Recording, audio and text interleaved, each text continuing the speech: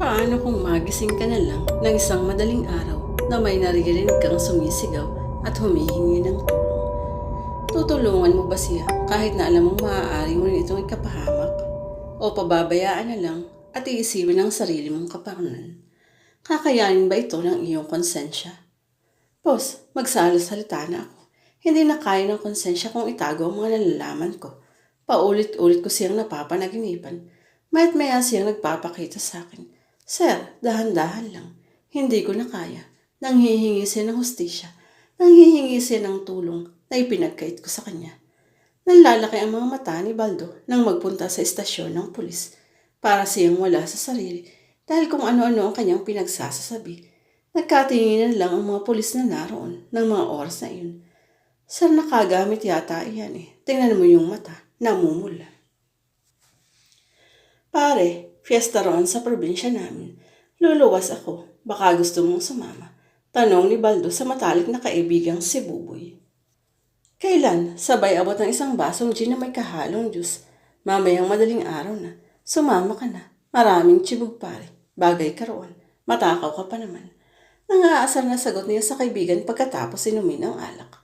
Magkasama silang nagiinuman sa harap ng bahay ni Nabuboy. Hiwalay sa asawa si Baldo, samantalang si Buboy na may lingguhan kung umuwi ang misis dahil namamasukan ito bilang kasambay sa isang mayamang pamilya. Halos araw-araw silang makikita na nag-iinuman. Minsan ay kasama ang ilang kabarkada, ngunit madalas ay sila lang dalawa. Nagtitinda ng taho si Baldo sa umaga, habang si Buboy ay sumasama sa biyahe bilang konduktor. Sige pare, total wala naman si misis, pero huwag kang maingay na sasama ako sa iyo. Baka magsumbong ang mga biyanan ko sa anak nila. Baka sabihin na ng bababae na naman tayo. Magkita na lang tayo sa terminal ng bus. Nakangiting pagpayag ni Buboy. Natawa na lang si Baldo sa tinura ng kaibigan. Kinabukas ay maagang bumiyahe ang dalawa, papuntang probinsya kung saan lumaki si Baldo. Dahil maaga silang umalis, nakatulog si Buboy habang nasa biyahe. Pare, nandito na tayo. Pagising ni Baldo sa kaibigan. Pupungas-pungas pa si Buboy habang sumisilip sa bintana ng umaandar na bus. Kitang-kita nito ang kasiyahan sa baryo na pinanggalingan ng kaibigan. May nagkakantahan at nagkakainan sa labas ng kani-kanilang mga bahay. May ibang naglilitsyon pa ng ulo ng baboy. May agawang buko at may iba't ibang palaro na sinalihan ng mga kabataan. Pagdating sa bahay ni Baldo'y naabutan nilang nag-iinuman ang nasa 8 kalalakihan. Kasama rito ang tatay ni Baldo at ilang tiyuhin.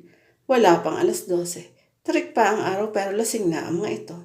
O anak, buti nakarating ka. Kumain na kayo para makatagay na kaagad.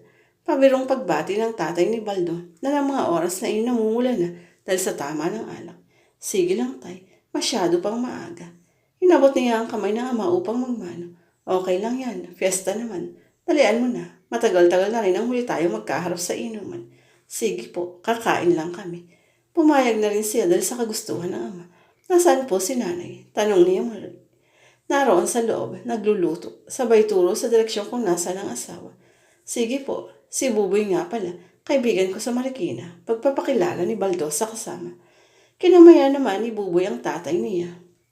At nginitian ang lahat ng naroon. Kumain muna ang dalawa bago nakipag-inuman. Nabusog sila sa dami ng pagkain na inihain sa kanila ng nanay ni Baldo. Matapos na humarap na sila sa lamesa kung saan nagiinuman ang mga kalalakihan. Ilang oras pa lang si Buboy roon ngunit naging kampante na ito sa mga kainuman at naging madaldal. Marahil ay dala ng iniinom na alak. Bandang 10:00 ng gabi nang malasing si Baldo. Hindi na niya nalaman ang sunod na nangyari. Nagising siya bandang 2:00 ng madaling araw dahil sa tawag ng kalikasan. Nahihilo siyang bumangon upang magtungo sa banyo. Habang nasa banyo may narinig siyang malakas na sigaw na nagmumula sa di kalayuan. Pinakinggan niyang mabuti kung saan yun nagmumula. Kinakabahan siya dahil parang kilala niya ang boses. Lumabas siya ng bahay at hinanap ang mga kainuman, ngunit tanging magulong lamesa na lang ang kanyang naabutan. Kaganiyang hinanap ang kaibigang si Buboy sa lahat ng sulok ng kanilang bahay, ngunit hindi niya ito makita. Nakaramdam siya bigla ng pag-aalala para rito. Tinanaw niya ang buong paligid, ngunit sobrang dilim ng mga oras na iyon. Sinundan niya kung saan nagmumula ang boses. Dinalsiya ng mga pa sa pinakamalapit na palayan sa kanilang bahay at do'y naabutan niyang hawak-hawak ng 4 na lalaki ang kaibigan at binubugbog ng 2 pa. Sinisigaw nito ang pangalan niya. Sa bawat hampas at suntok ay isang malakas na umulang pinapakawalan nito. Hindi niya alam ang gagawin dahil hindi niya kilala ang mga lalaking iyon. Malaki ang tsansa niyang madamay kung makikialam siya. Sa madaling salita ay naduwag si Baldo at hindi nagawang ipagtanggol ang kaibigan. Tumakbo siya pabalik sa kanilang bahay upang humingi ng tulong. Hindi pa man siya nakakalayo, hinarang na siyang dalawang lalaki at hinawakan sa magkabilang braso. Hindi na siya nakapalagpa. Pre, anak ka ni Tatay Sito, diba? Kung ako sa'yo, hindi na ako makikialam. Mayabang iyong kasama mo, kaya iyan ang nangyari. Bulong ng isa sa humarang sa kanya. Nanginginig na si Baldo sa sobrang takot. Hindi niya alam kung ano mangyayari sa kanilang magkaibigan kapag naglaban siya. Tumakbo ka na sa inyo, di ka namin gagalawin. Basta ibalado mo na sa amin iyong mayabang mong kaibigan. Parang batang tumakbo si Baldo pa uwi sa kanilang bahay. Nanginginig pa rin siya habang ikinakandado ang pinto. Naisip niya ang kaibigang si Buboy. Narinig pa rin niya ang paghingi nito ng tulong. Wala siyang nagawa kundi ang tapanan ng tainga at magbingi-bingihan. Nang dahil sa takot ng madama ay walang paalam na lumas patungong Maynila si Baldo bago ng mabait na karanasan. Pagbalik niya sa Marikina ay walang kaalam-alam ang lahat na kasama niya si Buboy dahil iba ang paalam nito sa asawa. Pero kinagabi na hindi siya pinatulog ng mga sigaw. Naririnig niya ang paghingi ng tulong ng kaibigang si Buboy. Paring Baldo, tulungan mo ako. Paulit-ulit na bumaboy sa kanyang pandinig. Maya't maya ito, ayaw huminto. Pilit niyang sinasabi sa sarili na wala siyang naririnig. Pilit niyang binabali wala pero patindi ng patindi ang bulong at ungol. Humihingi ito ng tulong sa kanya. Bawat ungol at bawat bulong na maririnig ay makakapapikit na lamang siya. Nawala lang ang mga ungol at bulong nang mag-uumaga na. Wala siyang nagawa kundi ang magsisi at humingi ng tawad sa kaibigan. Nagsindi siya ng kandila sa kanyang altar para sa kaluluwa ni Buboy. Ilang araw rin na hindi naulit ang pangyayaring iyon. Nagsimula siyang makatulog at makabawi sa trauma na sinamit. Pero isang araw habang nagtitinda ng tawi paulit-ulit niyang nakikita ang kaibigan. Hindi niya maintindihan ngunit bawat makasalubong na yung mukha ni Buboy ang nakikita niya. Nagsimula na itong magpakita sa kanya. At sa tuwing sasapit ang 2:00 ng madaling araw, ay ginigising siya ng mga sigaw at ungol. Sa tuwing mangyayari ay tanging pag-iyak lang ang nagagawa niya. Halos mangayayat na si Baldo dahil sa kakulangan sa tulog. Hindi rin siya makakain dahil sa inuusig siya ng kanyang konsensya. Isang madaling araw ay ginising siya muli ng mga ungol. Tama na, patahimikin mo na ako. Hindi ko kasalanan iyon. Makaawa niya. Bakit mo ako pinabayaan? Bakit? Isang malamig na tingin na nanonood sa kanyang pandinig. Nang ihilig niya sa kanan ng kanyang uri, nakita niya ang kaibigan na nakahubot-hubad at may nakapaikot na barbed wire sa buong katawan. Halos hindi na makilala ang itsura nito dahil sa mga sugat at pasang natamo. Tulungan mo ako, parang awa mo na. Umiiyak na sambit ng kaibigan.